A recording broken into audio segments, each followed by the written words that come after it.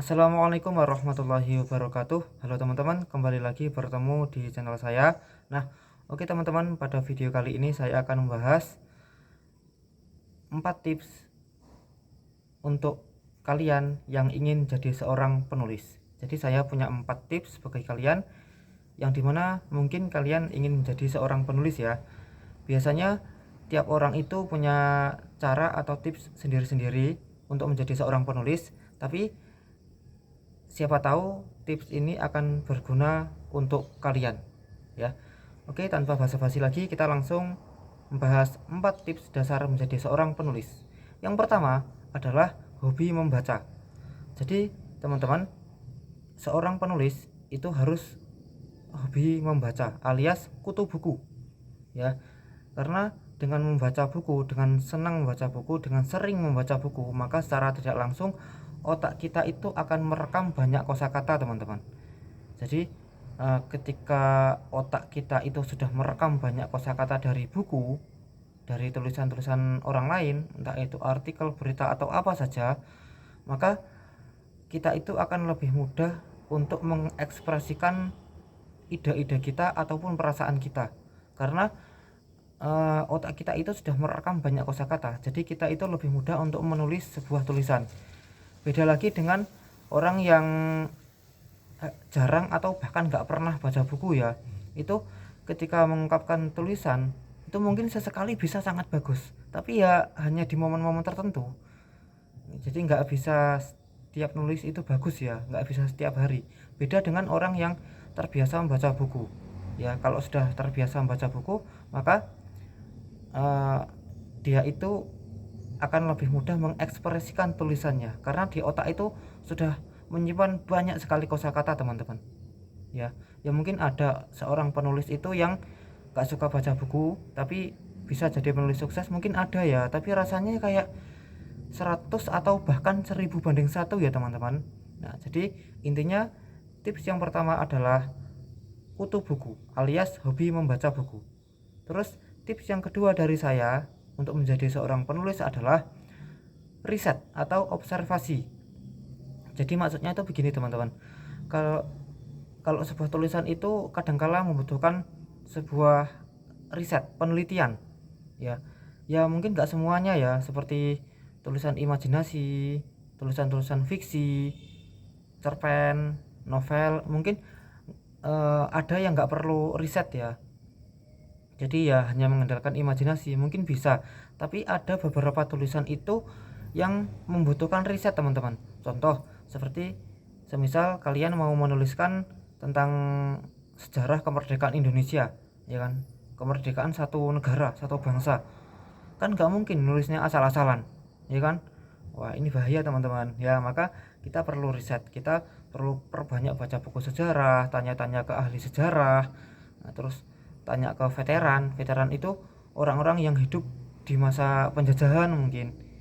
Nah, jadi kita perlu riset teman-teman, dan riset itu biasanya nggak cukup sehari 2 hari ya. Saya ambil contoh, ada satu novel yang novelnya itu mengandung biografi, yaitu novel Tentang Kamu karya Terelie. Bang Terelie itu pernah mengungkapkan bahwasanya untuk riset novel Tentang Kamu itu butuh waktu 1 tahun teman-teman. Nah itu masih risetnya loh, belum nulisnya loh ya. Nah yang artinya ya riset itu kadang butuh waktu, butuh memakan waktu yang cukup lama, tapi ya teman-teman harus bersabar gitu loh. Jadi ada beberapa tulisan itu yang membutuhkan riset atau observasi, seperti biografi atau buku sejarah gitu ya. Kalau biografi itu misal biografi seorang tokoh agama ataupun tokoh nasional ya kan, seorang ulama ataupun biografi seorang presiden atau seorang menteri, kan nggak mungkin kita asal-asal nulis. Maka kita perlu riset atau observasi. Risetnya kita bisa tanya ke keluarganya, orang-orang terdekatnya. Kalau beliau masih hidup, kita bisa tanya langsung ke beliau. Itu teman-teman. Jadi tips yang kedua adalah riset. Terus tips yang ketiga dari saya adalah segeralah menulis. Ini penting teman-teman, karena kalau seorang penulis sudah hobi membaca, idenya sudah banyak, riset atau observasi sudah dilakukan, tapi kalau nggak ditulis ya buat apa gitu.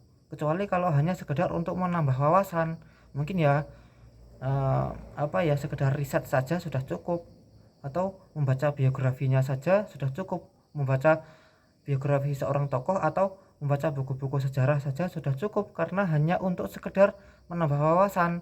Tapi kalau untuk dijadikan sebuah tulisan, maka tips yang ketiga adalah segeralah menulis.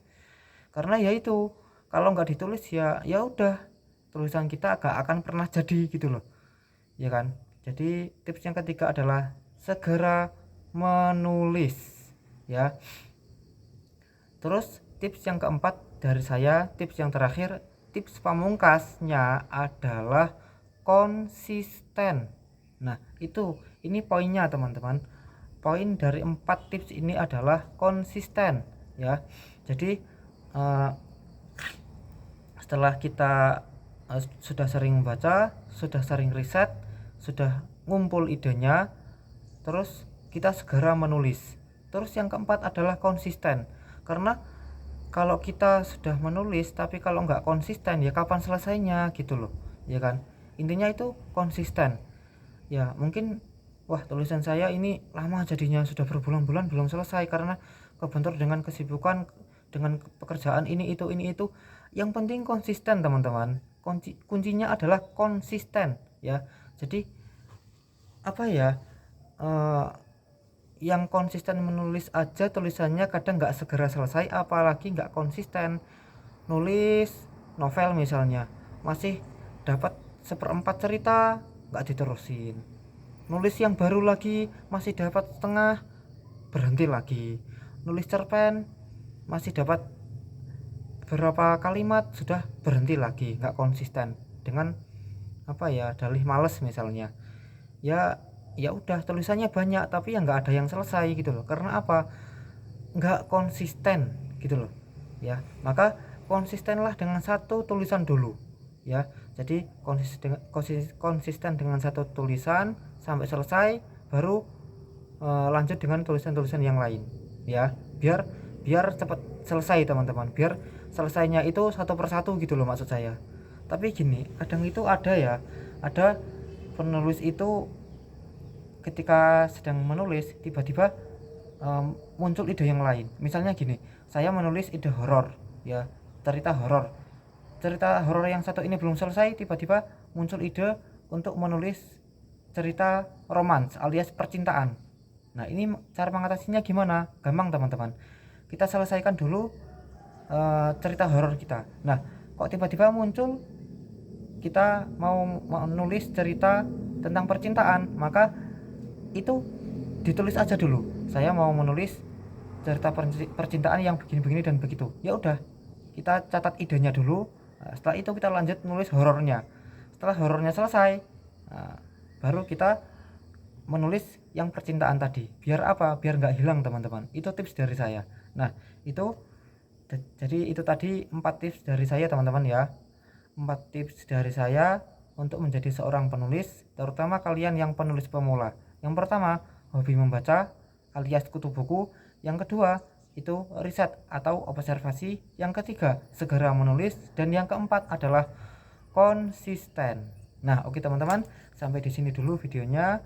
Semoga saja bermanfaat. Kurang lebihnya saya mohon maaf. Assalamualaikum warahmatullahi wabarakatuh.